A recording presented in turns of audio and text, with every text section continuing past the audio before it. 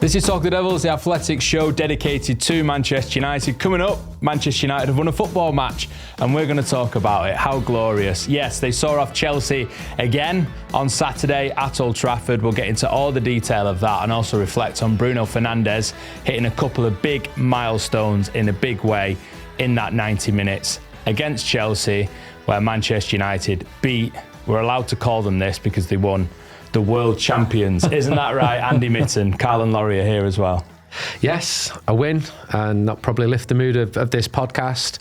A notable afternoon. You can control that as well. You can be upbeat. You can be positive. I was very nervous watching that game because it meant a lot. Because I went into it, despondent, worried about Manchester United. We've seen the mood's been on the floor. I don't like the way it lurches game to game. I don't think that helps anyone, and it absolutely does. So in the first half, I tweeted that the Stretford end were singing for Ruben Amorim, and just got this wall of negativity back. And online tends to bring it out. And at the end of the game, the total opposite. So we'll give him a chance. I'm like, you can't just decide someone's job off the back of what's gone on in 90 minutes. But a horrendous day weather-wise, big win, lots of positives, a couple of negatives as well. You look at the league table, you see the teams who are still below Manchester United. You look at the fixtures Manchester United have got coming up, and I think you do have reasons for optimism. Does feel better though, doesn't it? It's just a relief, isn't it? It's nice to talk about something else than what we've had the last few weeks. I did a big sort of punch in the air and big exhale at the full-time whistle. I think, all things considered, that was a pretty good performance in some terrible conditions. I know you were outside Old Trafford telling United we stand. I'm so sorry. So sorry to anyone selling the fanzine in that rain on Saturday. First half, really, really good. Tails are up after not only the red card, but also after they get the first goal. And it's that thing again. Once United go ahead, the switch has been flicked. And they're like, oh, okay. They remember passing angles and this is fun. It's enjoyable. Then you get the wonky second half because obviously Casemiro goes off. But all things considered, it's a win at a time where Manchester United desperately need wins. I know we joked on the last podcast where you said you wanted a good performance for 90 minutes. I went, 90? 45 did the trick. Yeah, 45 did the trick. First time United have won a Premier League game without needing to score in the second half since March 2024. In a stat that means not that much, really. Thank you for bringing it us. Yeah.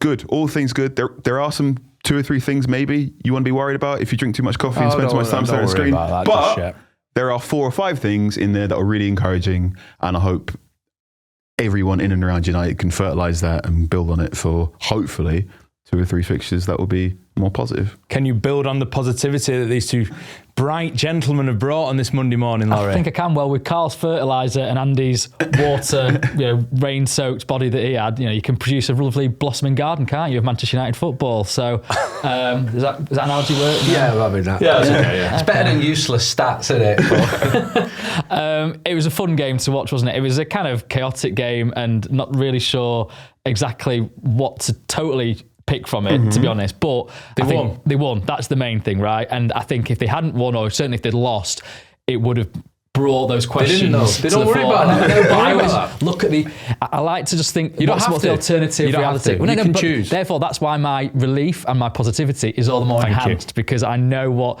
a defeat would have meant from a professional point of view, from a personal point of view. They didn't lose. It doesn't mean anything. They didn't lose. As Carl, punched the air at the end of full time, I gave my dad a big hug at the end of full time. Just thought, thank goodness for that. And the first half was brilliant, wasn't it? I know that obviously Chelsea were down to 10 men from like minute 3 or 4, or whatever it was. Who on earth, by the way, is debating whether this was a red card? It was 2 red cards in one. It was last man. There was a debate whether it was a red card. Even some debates going on, like, a bit harsh, but yeah, I suppose he had to go by the letter of the law. It was a stood high onto his knees tackle for 1, so serious foul play, let alone being the last man. So he should have been having 2 red cards for me. Anyway, then United took the initiative from that point, and as we've seen, Aston Villa at Sunderland, it can be difficult to play against 10 men sometimes, and certainly you kind of feel like, would it have Chelsea made substitutions straight away to go defensive, and you sort of think, okay, they're just going to get compact. This is going to be a bit of an effort to break them down. But actually, United had a lot of variance to their play, got men in the box. They were just flooding the box, weren't they? I mean, obviously Bruno Fernandes gets the first goal, and he said, listen, I know I'm supposed to be midfielder. So I'm going up. I'm in number 10 role. I'm breaking into the box. They've got a man less than us. I need to make this count. Who doesn't touch the ball in the opposition box? Well, there we go. And I've seen my heat maps. I'm getting in there. and I need to say, obviously in the last podcast, I said Patrick Dorgu had, I think, 12 touches in the opposition box. He had 5 this time. 2 of them basically, one of them was a direct assist to a goal. Another one, okay, benefit from a little bit of dodgy Chelsea defending, but still, then the goal came. So, 5 touches this time from Patrick Dorgu, 2 goals. You cannot give him credit for that header back across the box. It was the wrong choice, wasn't it? Goal. I mean, I'm going to bring that. Kept the ball alive. Quite a few people have asked to bring the negativity buzzer back. To be honest, the way you began to start, I was considering it, but I won't bring it back because I could have buzzed myself there by dissing Dorgu. It's really important. And this was ignored by the mainstream media. It was the first time that United have beaten Chelsea in the rain, when Casemiro was sent off with a 5:30 kickoff while the Stretford end was singing against Alejandro Garnacho in September. That's never happened before in Manchester United's history. And all the world who's against Manchester United didn't put that on their front pages yesterday, which surprises me. I think it's a disgrace. And I'm going to go to social media and I'm going to threaten and I'm going to go absolutely mad. I look forward to that. You okay? I'm fine. I enjoyed it. Just relief. You said it.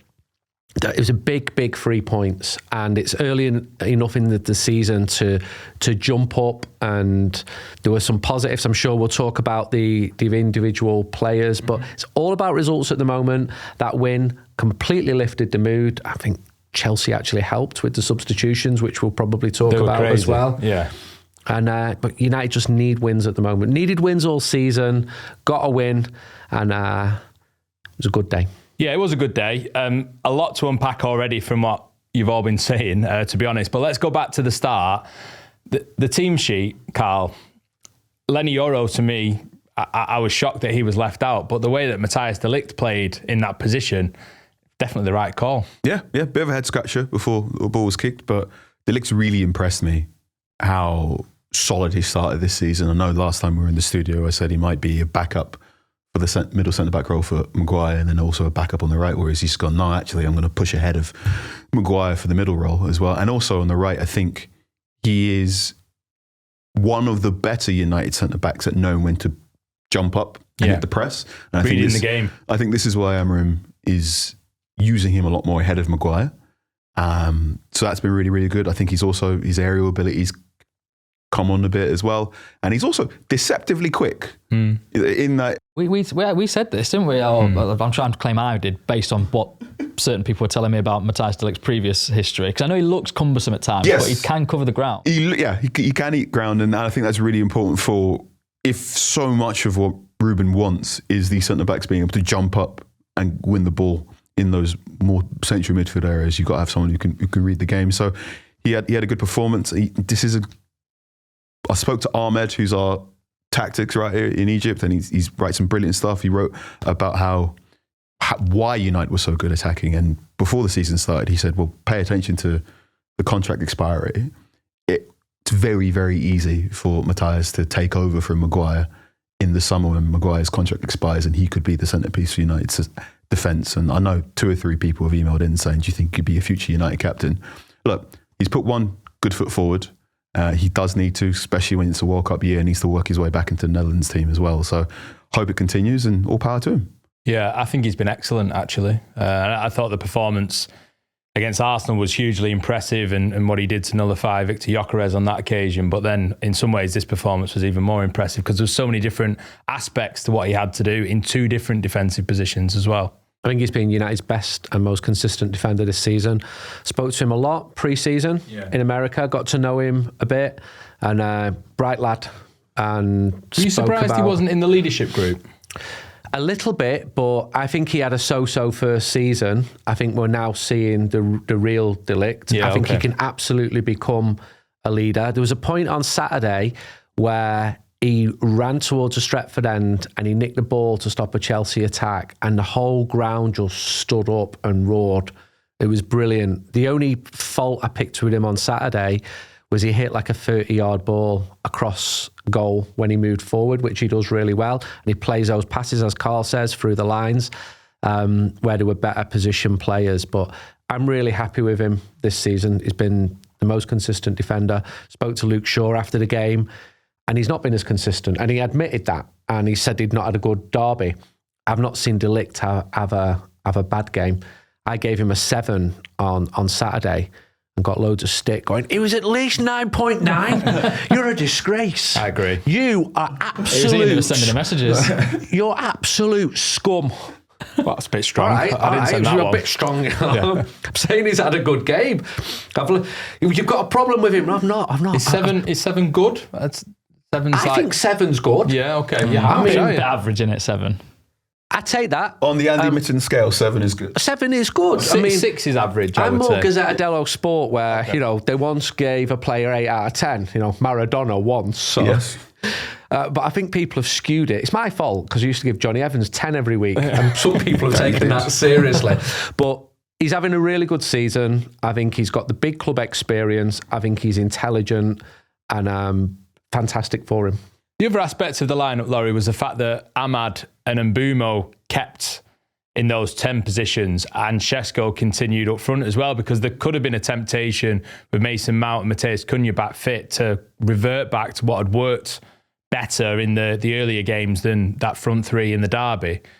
But actually giving them the opportunity in that first half to go again worked as well. Yeah, for sure. I thought he would bring at least one of them back in, maybe Cunha, just because, his signing, he had done well in the games previous. I guess maybe bringing players back from injury. He's still got the scar tissue from last season when certain muscle players were brought issues back. as well. Yeah. Muscle, wet night. I mean, I know they've only got one game a week, but let's build them up to this one game a week. And I think it did give Mbeumo and Ahmad, I didn't need to atone for City, but another chance to go again after the City game. And I think it did work. It was interesting though, wasn't it, when you see the lineup and the two changes from the City game are Casemiro in for Ugarte and Maguire in for Yoro. So two players that have been signed by the current regime replaced by players that are over 30, signed by previous regimes. It sort of felt, okay, this could go either way here, right? Yeah. In the end, it worked brilliantly because I thought Maguire was excellent as well.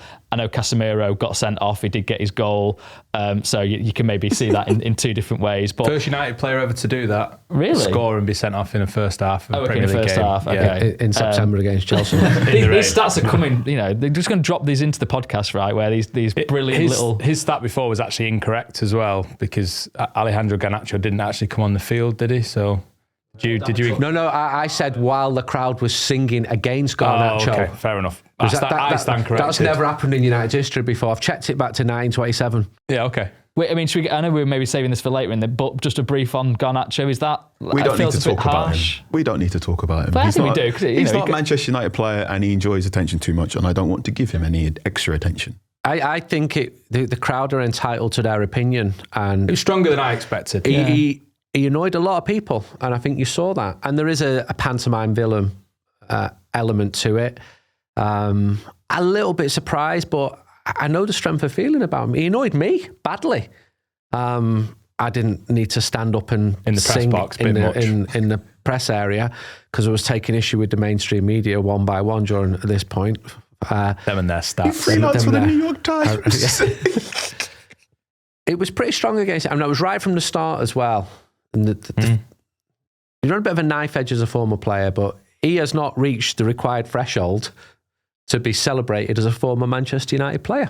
That's the top and short of it. There was very little dispute against him getting stick. And I just think he's annoyed people too much. I'm scared to say anything because Carl's told me I can't. But do you not think? I don't know. Obviously, what's he done that's been so bad? I don't disagree that you can be like, we're not having him anymore. Fine, whatever. But to kind of sing a song that was for Carlos Tevez and change the words. What Tevez did was definitely worse. That's what I mean. Wasn't it? Like Garnacho's been silly on social media. and he feels bruised because he was forced out of the club, basically. And so, I'd actually stick up for Tevez more. I think really? I would, because he was. I thought he was a brilliant player. Signed off by Fergie, and fans just accepted Ferguson's version of events. Carlos Tevez was one of the best strikers in the world. He was entitled to negotiate for a new contract. But he didn't have to go to Manchester City, did he? No, he didn't. He could have gone anywhere, really. Yeah. So that's what made it particularly bad with him. It wasn't necessarily behaviour as such, was it? It's just that choice. There's a reason players don't do that. Yeah. And Liverpool as well. I mean, Gabriel Heinze once considered going to Liverpool, whereas he's also from Argentina. And I think these Argies... Well, there's Di Maria as well, who's got a lot of stick coming back. It does seem to be an Argentinian thing, doesn't it? Yeah, there's a trend here. I can see a big Athletic article, Argentinians who piss off Manchester United. It sounds like you're in for a trip to Buenos Aires, mate. Yeah. Sancho Martin, Tuesday. Please don't break my heart. Yeah. You're right. We love you, Sancho. Well, does he, Get well soon. You mentioned Luke Shaw earlier. Yeah. He was the guy that took the armband from Bruno Fernandes, right? But he's not in the leadership group either. So it's interesting. That's a good point. It's interesting that's how it works. Was there anyone else on the pitch who was in the leadership group? Mazraoui would have been, right? Because Maguire was off by that point, wasn't he? Yeah. Mazraoui definitely was, wasn't he? So I wonder if it's Bruno.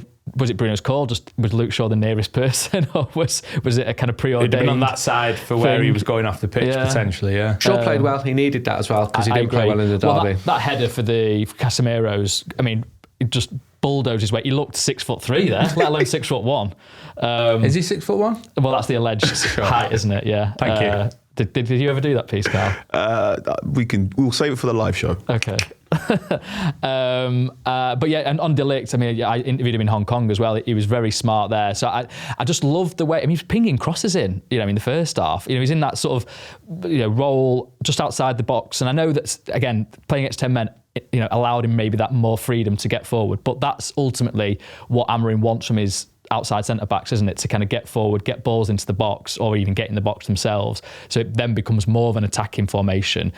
Okay, then second half when it's 10 versus 10, it changes again. I know we're not allowed too much negativity, but okay, I'll leave that for there. But yeah, it was a thrilling first half performance where everything happened. Yeah, it was a thrilling first half, and it's been nice to talk about all the positive things that happened at Old Trafford on Saturday in that first half. Let's take a breath and get into some more of the detail.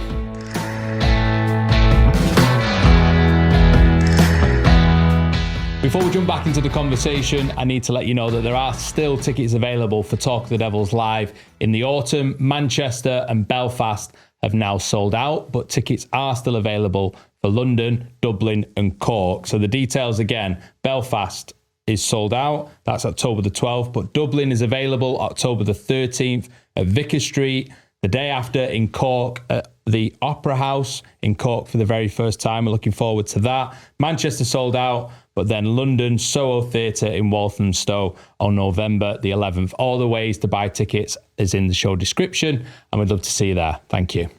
Let's talk about the other aspects of the game that we've not mentioned in that first part. And you are allowed now to sort of mention the room's areas for improvement.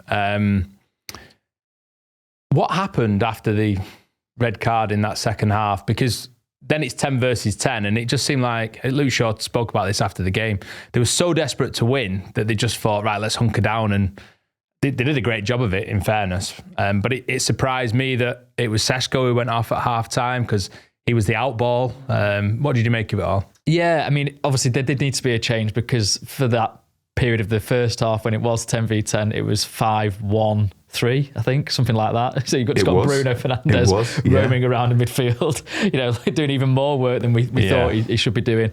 So yeah, I am surprised that Seshko was off, because I thought he had a pretty decent first. I know he didn't touch the ball loads. That flick on, but the first goal, really, really important. And also one of the things that will separate him from Rasmus and possibly Xerxes going forward. I can't imagine Rasmus Højlund getting that sort of flick on last season, unfortunately. Whereas I think Seshko is better in the air and is better at doing those sorts of things. And also, when Chelsea went down to 10 men, I wasn't as worried about breaking down a low block as I would have been last season, because I went, we got a big man up top. You can just keep flinging all those crosses and Seshko will get a nudge on. So when he went off, then I started going, uh-oh, now what? So yeah, to finish my point, Carl, I think that he was having a lot of aggressivity in his running as well. So you've got like aggression. There we go. I just feel like he was doing stuff that you want from a centre forward to kind of make things happen, unsettle Chelsea's backline. But I mean, I don't know. Maybe he felt that he was the guy that had to. He's not totally acclimatised to English football yet. So if it's going to get a bit tiring with sort of running more in the second half, come off. But yeah, I mean, I certainly think that it then, I suppose it's just a natural occurrence of having, not won in the right way for so long that you're kind of going to sit back and kind of condense it. But I kind of felt that Chelsea you could have scored more against them. Like they were open. They looked a bit frazzled as well at times. They didn't really put pressure on United until the final part of the game when he took Maguire off, which confused me, because if you know that it's going to be set pieces really that Chelsea are going to try and do. He is absolutely brilliant at them, and obviously Yoro's the one that misses the header really. No mention of an injury for Maguire, was there? No, or Bruno either, which was surprising. I agree with Laurie. I think Šeško was playing well. I think he paid the price for Casemiro being sent off, which isn't his fault. Yeah. And had United stayed to 11, there was a fair chance he would have scored because United were creating. So I did have some sympathy for him. But that flick was wonderful. There was an aggression there. Again, when we spoke to Luke Shaw after the game, I said, which areas do you need to improve? And he said, defending our own box and at the other end of the pitch. So United did get the win. Did it? Yeah, in the week they focused mainly on defending their own box and attacking the other one, which sounds bleeding obvious, to be honest. Yeah. But it was like both boxes worked. They were the specifics of what he felt they needed to improve. Yeah. I thought Altay had a good game. Didn't have a lot to do at all. Apart from that thing at the end. At the start. It was a difficult ball to deal with, wasn't it? Yeah. Overall, he's getting a 7. Yeah. Well, you could get a 7. I'm happy with that. Yeah. I thought Brian Mbeumo. Amazing. Yeah. And even the way he read Roberto Sanchez coming out, I thought was elite. You just renamed Rob Sanchez there. Yeah. Yeah, made him more Spanish. Sorry. And Bruno Fernandes, there was 10 minutes before the end, he just looked at the Stretford end. Yes. And in English, just shout, come on! And that was after... He does that little run. So it's an unbroken play, goes on a little run, gets the edge of the box, has a long shot, and he screams, come on, let's go. And you can see it in slow motion if you watch it on broadcast. And it was one of those moments where when he got the ball, you got the sense he went, we're not losing today. Yeah. I don't care that they've gone. I don't care if Chelsea have scored. I don't care if anyone in this stadium or anyone watching on TV is getting nervous that it might be 2-2. He's like, we're not going to bottle this one. I'll do whatever it takes to drag this team kicking and screaming. So I went. And he had a good shot, didn't he, just before that? I'm not a massive fan of people doing that to the crowd. I don't. Yeah. And I understand why they do it, because they're showing how much emotion is in them and how they need the supporters to be with them. But I'm kind of the school where you're like, just go and stand now where you need to stand and get on with the game, because we'll support you if you put in the full effort that's required. It's interesting, actually. We had a few... I have the opposite opinion, by the way. Yeah, I am a big fan of it. I think sometimes the crowd isn't great and does need rallying, and he did that. And it is performative, and some players do over-egg it. Yeah. But it was a real key point in the game, Ian. Mm-hmm. People were really nervous because for all the positives and negatives, it's still a very fragile confidence, if there is one. It's still a team in transition. I'd be stunned if 5 of them players were playing for Manchester United in 2 years' time. So you've got to be patient because it's going to take time, and yet the patience has almost been exhausted because it's been bobbing since last whenever. Yeah. I think there's a time and a place for it.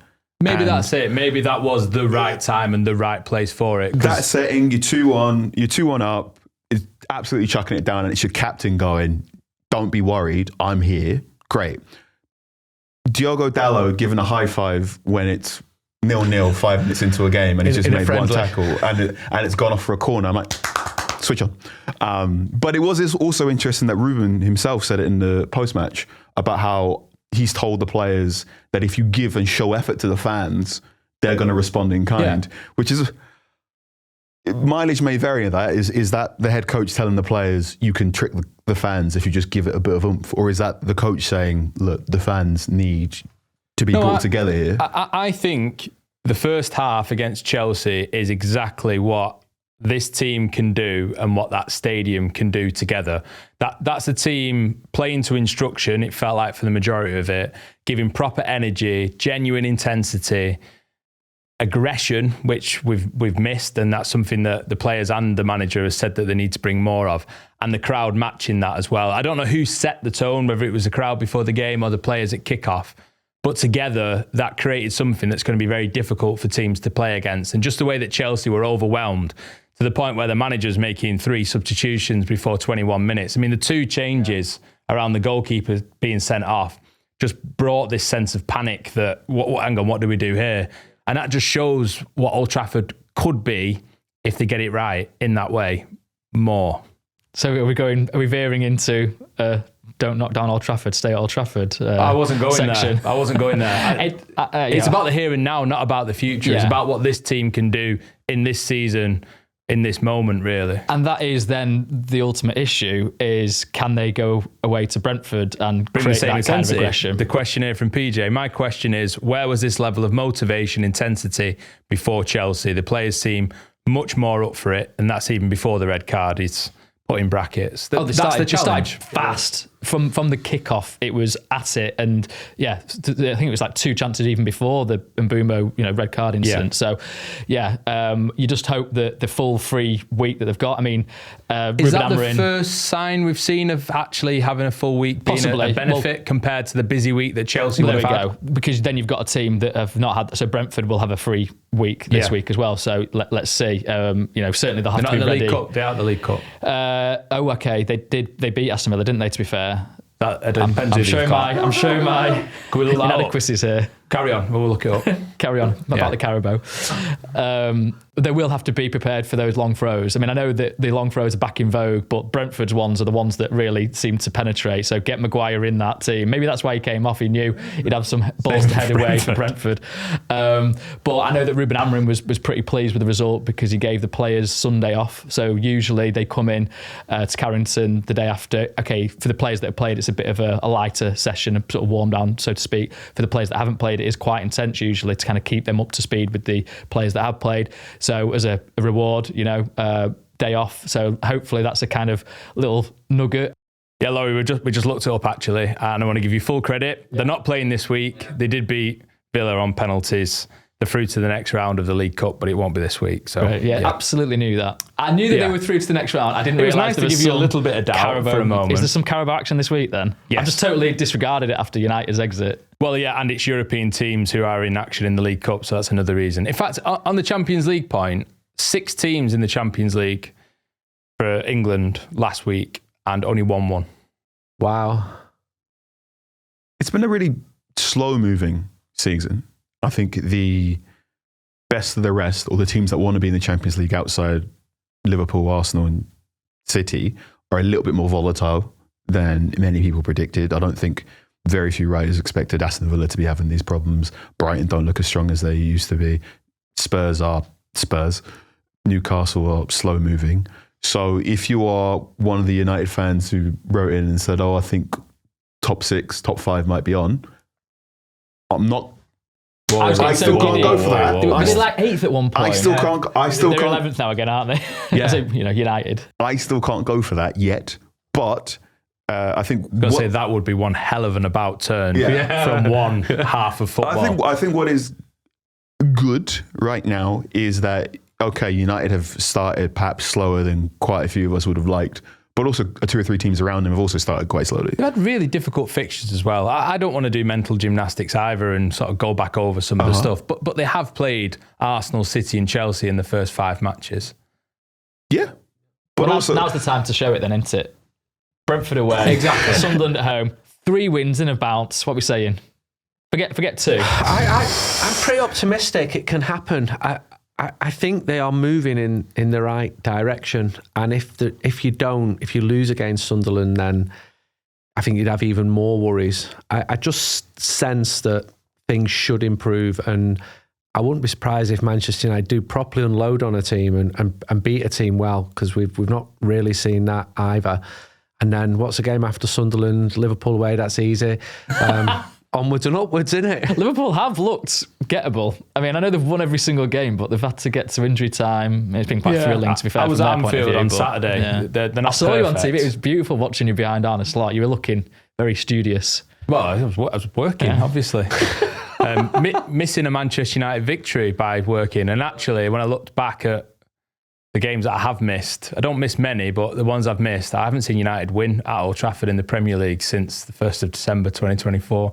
Every time they've won, I've not been there. Did United win any games in great December? start. That's like the worst month ever. It's the turning point. The Oh, yeah, Statement victory. Greatest game ever. Statement victory. Yeah.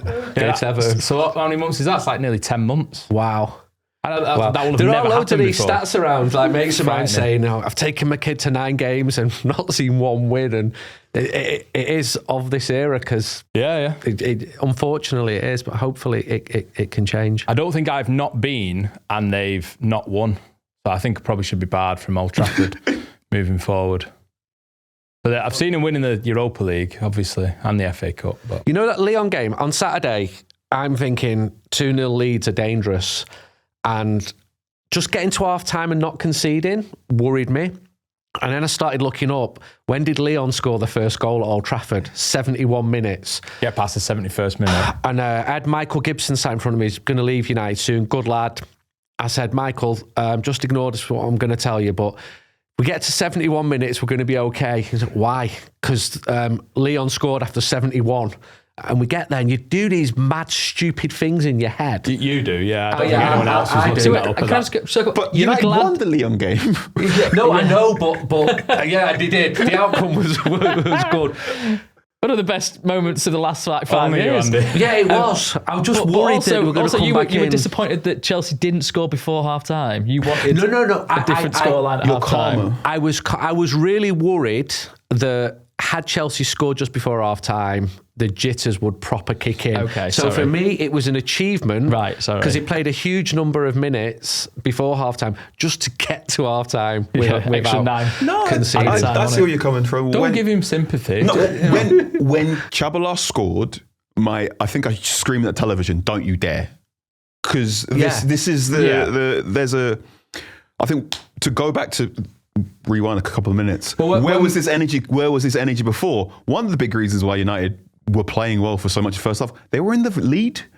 To wheel out another stat. I don't think that can be underestimated how important that is for the confidence and belief of the group, because we spiral when they concede. Can you imagine how they feel? Absolutely. There are times where They should be above that though, shouldn't they? They should, but Yeah, it feels but like they're there's it feels like there's so much scar tissue in this team for the way that the last couple of years especially have gone, that going behind now feels like a much bigger mountain to climb than it has done in the past. I agree, professional footballers should be beyond that.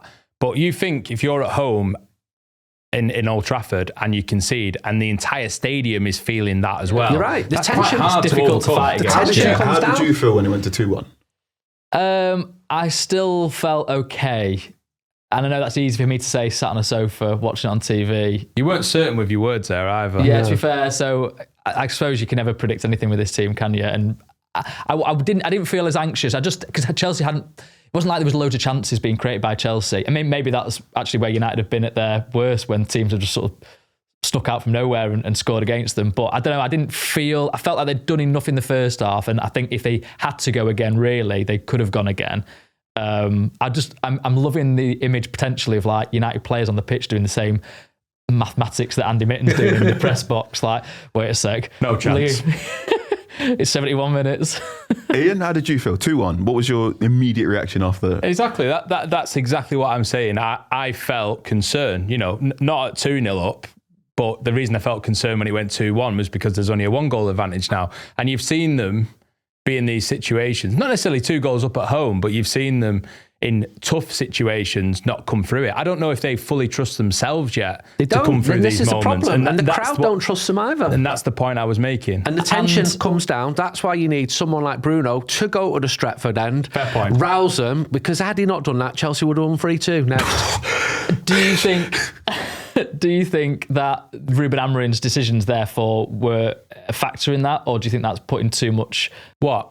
Well, just the substitutions that were made, the way that it was still then, 5 defenders, and you sort of almost do the players just naturally fall back into that defensive shape? Because United finished the game with 41% possession, something like that, when they'd had 45 minutes, I think, with a man advantage where they'd been absolutely pulverising Chelsea. So it shows the disparity then in the second half in terms of them conceding territory, conceding possession. Okay, they didn't really concede chances, so maybe that's part of the strategy, just to make sure that you can have the ball in less dangerous areas. That's fine. Well, that's the sort of thing that City were being that? praised for in the derby against United when they were 2 goals in front, but they sat back and were just happy to soak up pressure. In good moments, you're praised for that because you can win in different ways and you can show different qualities to get over the line.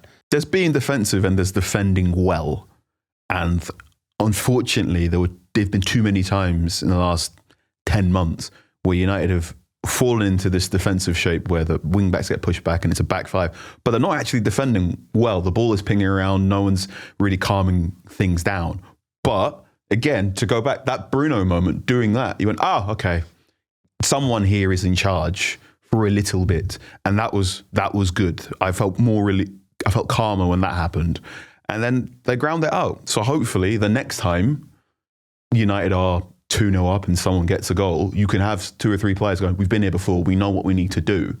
Maybe with the subs, taking off Maguire was a little bit hasty, but hey, if we're talking about substitutions in that game, I think Ruben can go, not my fault. You should be talking to the other guy. He can have the crisis baton now.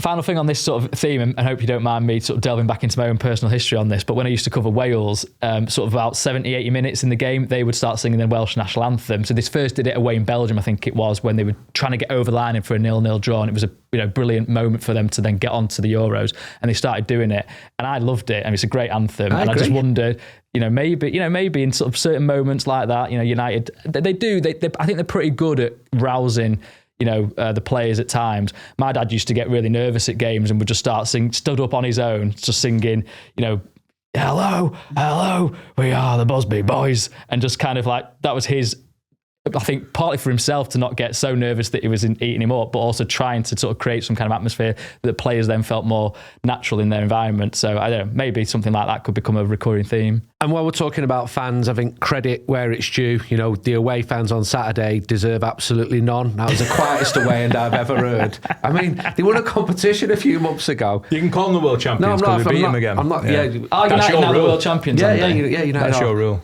Lineal world champions. United are better than the world champions. It's a fact. Take me to court and I'll prove. Chelsea have still not won at Old Trafford in the post-Alex Ferguson era. And they were the best team at Old Trafford under Fergie, right? When Fergie was manager. Probably, yeah. I think that was the away end was absolutely dire on Saturday. And I know some proper Chelsea fans who will be cringing at that, and rightly so. Get behind your team, not just when you win in pre-season tournaments or whatever it's called in America.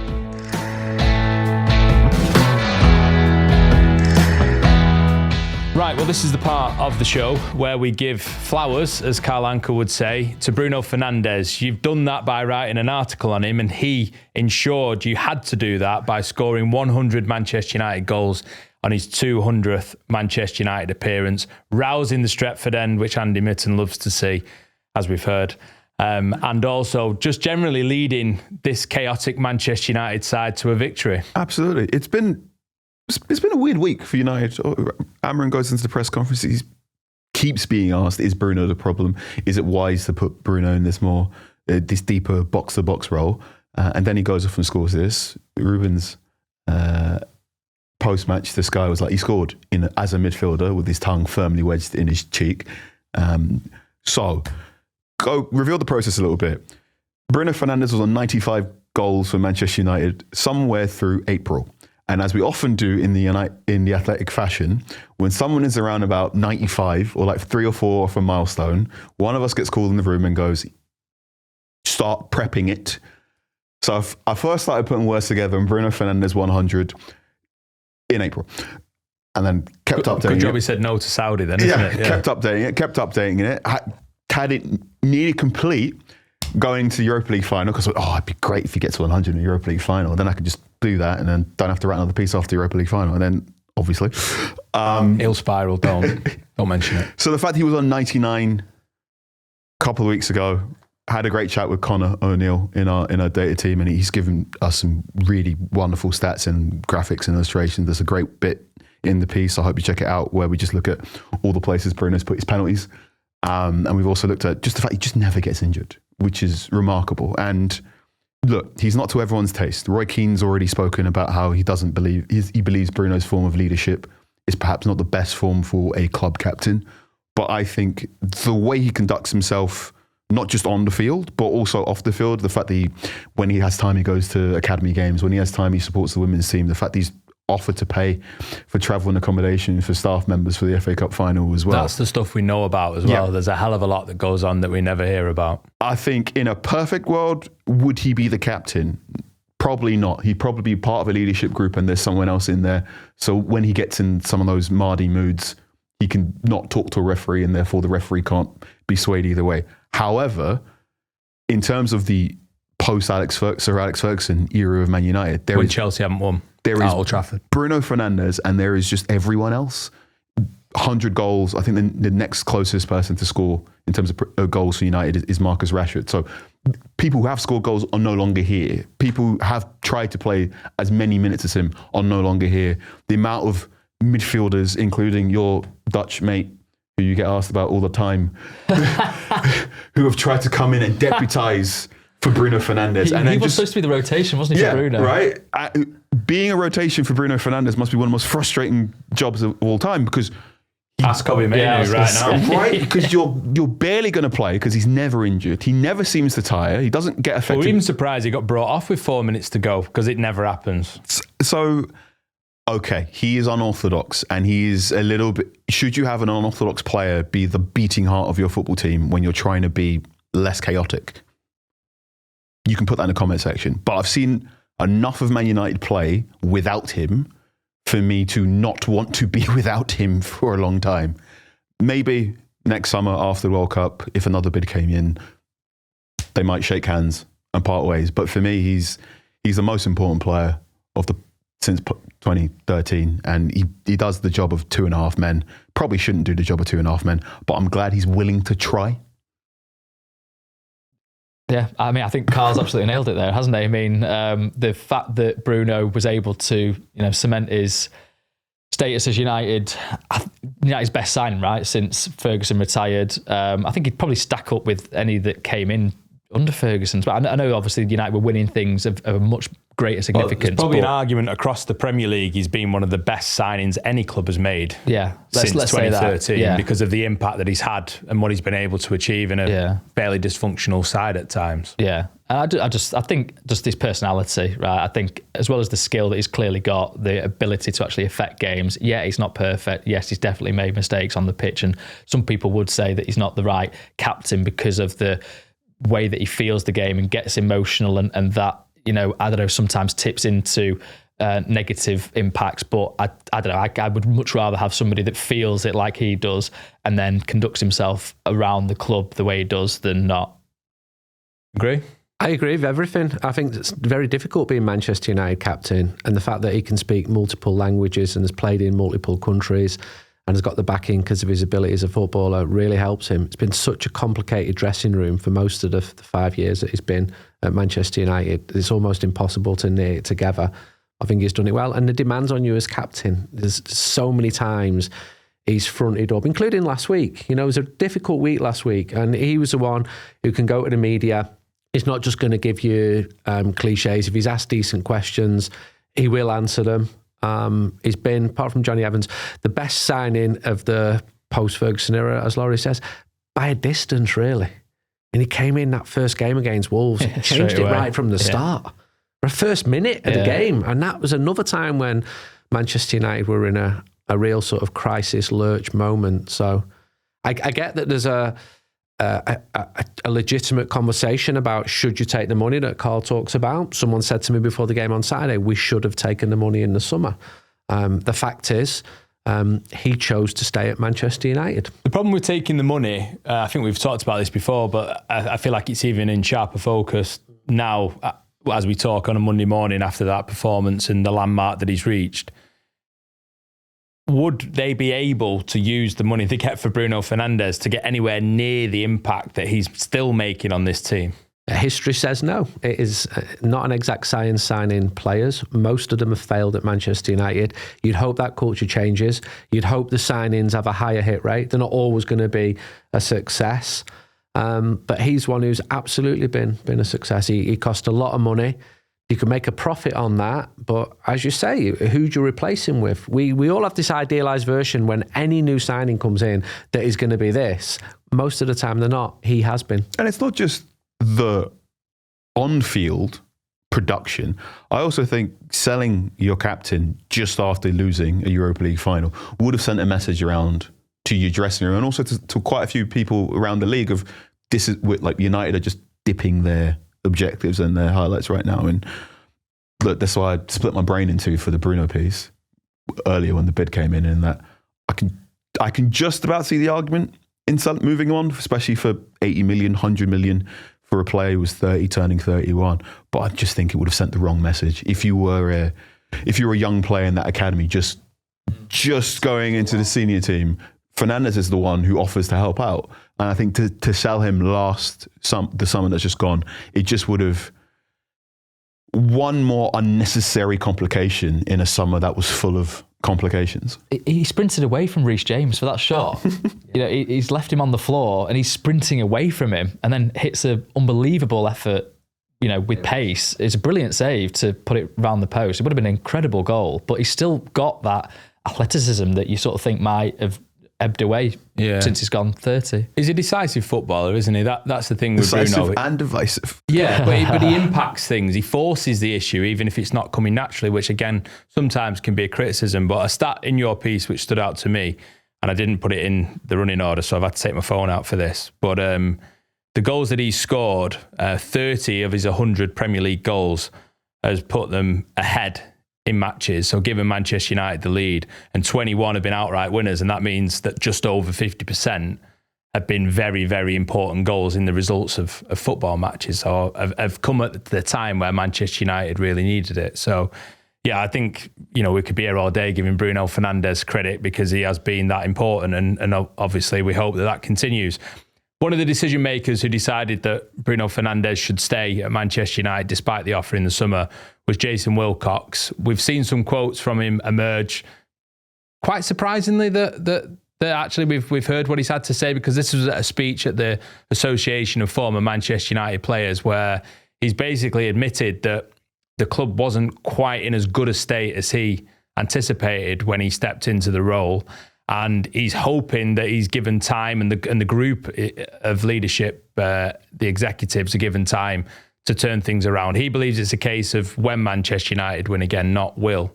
There's a lot to unpack from just a short quote, really, to be honest. Yeah, it was only like 15 minutes, I think it was, and it was put on YouTube. I think ideally the club probably would have preferred it not be. It was sort of private function, but at the same time, I suppose, he was giving his time in this platform, and therefore... Nice to hear from him, though. But very nice to hear. Fans have really responded to that. I think we should hear more personally. Obviously, I would always say that. I'm a journalist, I'm biased on that front. But you'd like to attend that press conference. I'd love to attend that press conference, ask my own questions.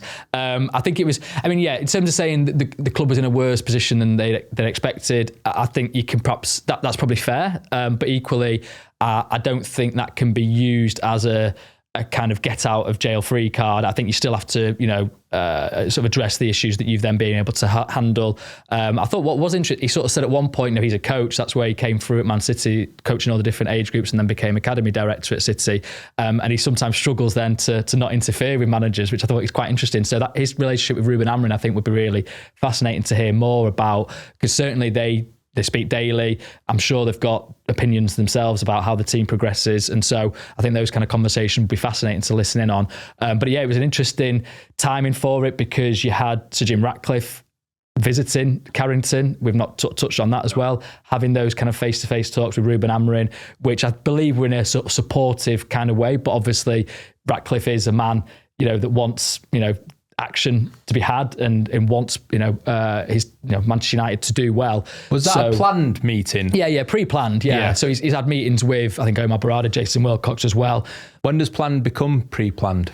I don't know, to be They've always honest. had meetings at set stages in the year under Ineos, during the international breaks, for example. There's always been a football meeting. So Yeah, but obviously it just takes on more prominence maybe because of the start of the season for United. Flying in with a helicopter. Well, there you go. You land it all at, feels very dramatic, you doesn't land it? at Carrington coming on a helicopter. skateboard, when they're winning. If we can see pictures of that, I would like to see that. It's interesting though. I mean, I suppose you could do it in a more discreet way so that not everybody sees. But I think there's a point at which you kind of, you're a billionaire. Maybe it's the most efficient way to get to It's Carrington. a long road, Carrington It's Lane. a long old Yeah. road, and certainly it's a sort of statement. I am here. Let's see. I think there's something to be said for him coming face to face and wanting these discussions. You never really had it with the Glazers, did you? So that's I think that's something to be welcomed, but obviously in the right kind of way. So Jason Wilcox was then speaking later that night at this event. So you're getting more kind of insight, I think, into the way the club is being structured. And I would like to see more. I think also the executives, Omar Barada, was at the women's game that same night. So Jason Wilcox couldn't be at that game because he was at this event as well, which I think, again, is a good thing that he's there on stage sort of speaking to people in that kind of way. Good to turn up because he wasn't at Leigh Sports Village, and that was a huge game. It was a difficult week. I thought he came across well. I think it's good that the Association of Former Manchester United Players, because their future has been in doubt at times. I think it's a really good organisation. I prefer those events to be private, if I'm honest. I think that the people who speak are much more candid if they don't think that they are being filmed. I think it should be a reward for the people who go there, who buy tickets, who support the organisation. But it did get out there, and I think he came across well. And I spoke to him, I'm sure you lads have as well. He absolutely wants to do the best for Manchester United.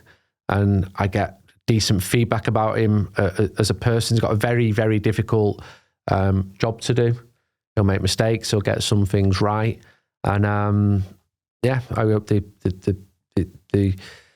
hope he does well. And more power to the Association of Former United Players. Willie Morgan was the guest of honour there. Big hero for fans of a certain generation. But also good to see people like Danny Simpson there and feeling connected to Manchester United. Paul Ince was there. I messaged Paul Ince on Friday and said, really good to see you there. And I mean that because Paul Ince was a brilliant player for Manchester United. And we touched about people leaving amid acrimony, like Carlos Tevez earlier on. Paul Ince has absolutely got his side of the story as well as to why he left Manchester United. And I know he went on to play for other teams, big teams like Inter Milan.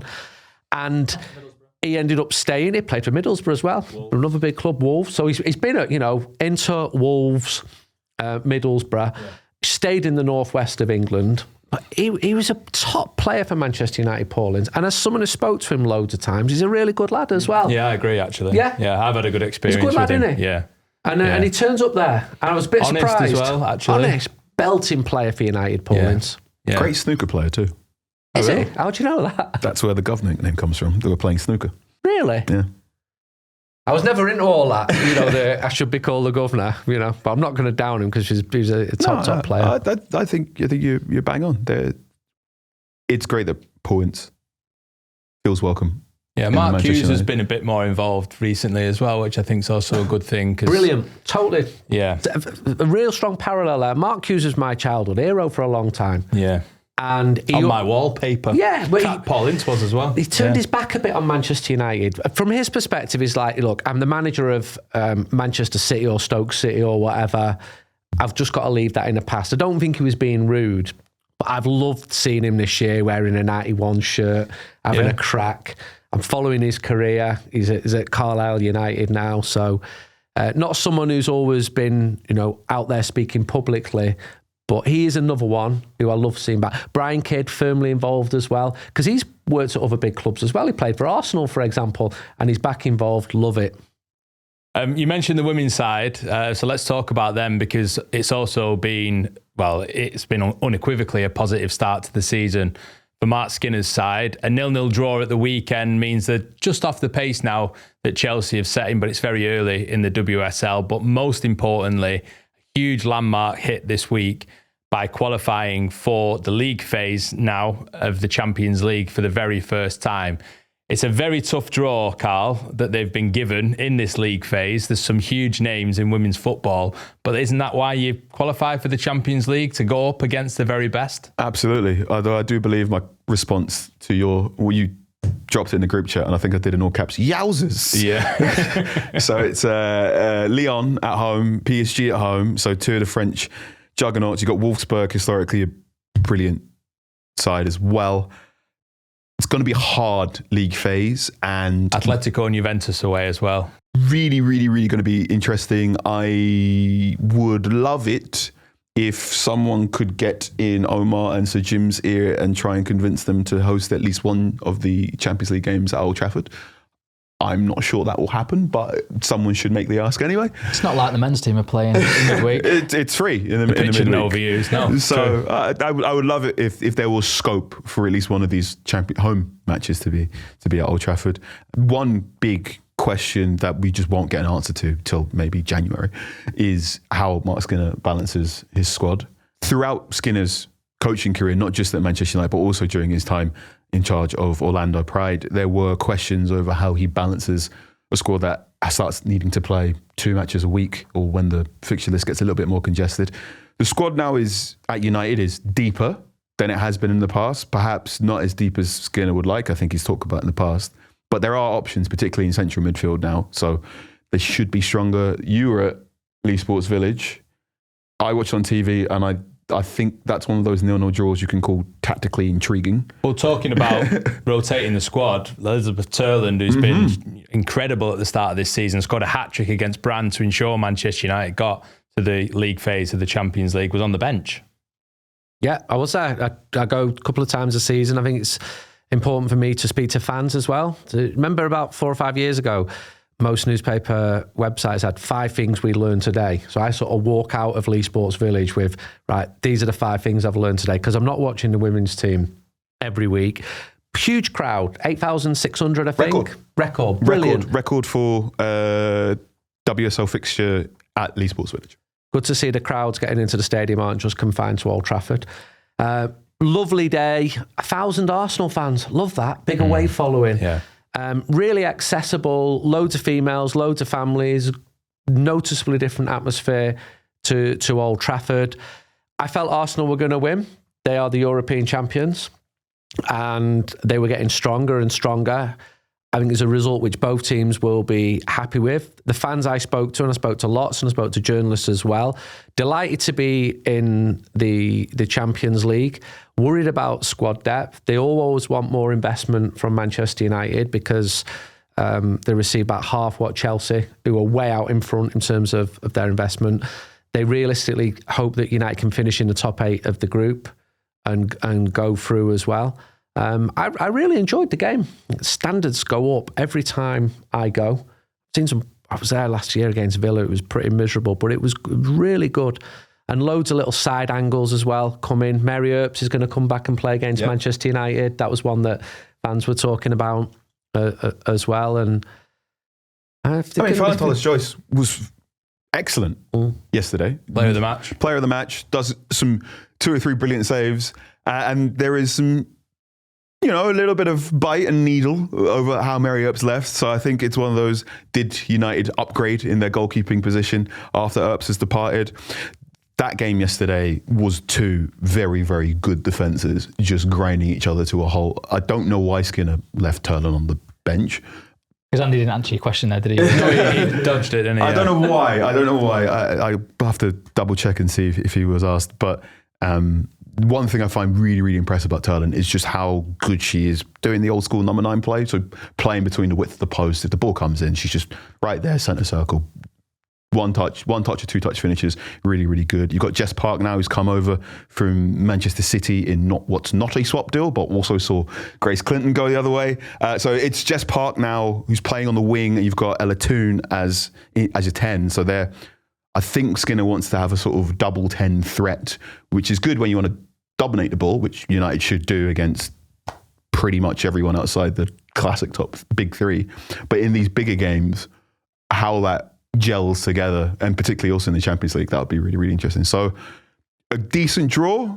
Now you've opened up, unfortunately, one that opens up daylight, not just for United, but also for Arsenal with Chelsea.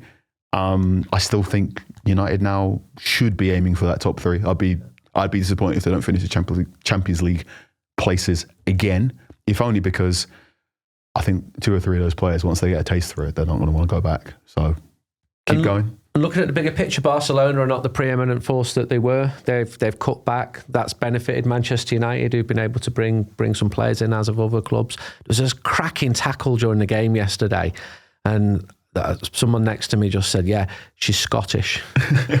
Oh, right. As in, every Scottish footballer, male, female or junior, does a crunching tackle, and she was actually playing for Arsenal. I really enjoyed the battle between Mallard up front for Manchester United and Reed. Just really intriguing, and I think that was a fair result. They both lost 100% wins at the start of the season, and as you are saying, will they play some of the games at Old Trafford? Yeah. I agree with all that. But a full Lee Sports Village, which is a really nice stadium, isn't it? Yeah, you can make that your home, and I felt quite a strong feeling for that as well. It's a pain to get to. The traffic was really awkward, but 10,000 people inside Lee Sports Village or 30,000 in Old Trafford, what's better? Yeah. Also want to show appreciation to anyone who, obviously because Lee Sports Village is out in the sticks a bit, the United fans who offer lifts to each other as well, because there's no public transport, there's no tram out there, there's no bus out there. So anyone doing the carpools and everything to get to Lee, thank you. And is someone do me a favour? Because I do want to go to more matches, but I can't drive. So just drop us an email. That's what I was thinking towards, right? Okay. There we go. There we go. Right, brilliant. Yeah, lovely to get that insight. Thank you very much, Carl and Andy. Thank you, Laurie, as well, for being with us. Thank you for your company. Remember all the ways to get in touch with us. devilspod@theathletic.com. We'll be back later on in the week to preview the men's game at Brentford. They've done back-to-back home Premier League wins. Let's get back-to-back Premier League wins, full stop. But we'll talk about that next time. Thanks for your company. Bye-bye. Thanks for watching this episode of Talk of the Devils. Don't forget to hit subscribe if you've not done already. Like the video and also get involved in the comments too. And click the bell to make sure that you never miss an episode with myself, Andy Mitten, Carl Anker and Laurie Whitwell. There's also our social channels @TOT Devils on Instagram, X and TikTok. Thanks for watching.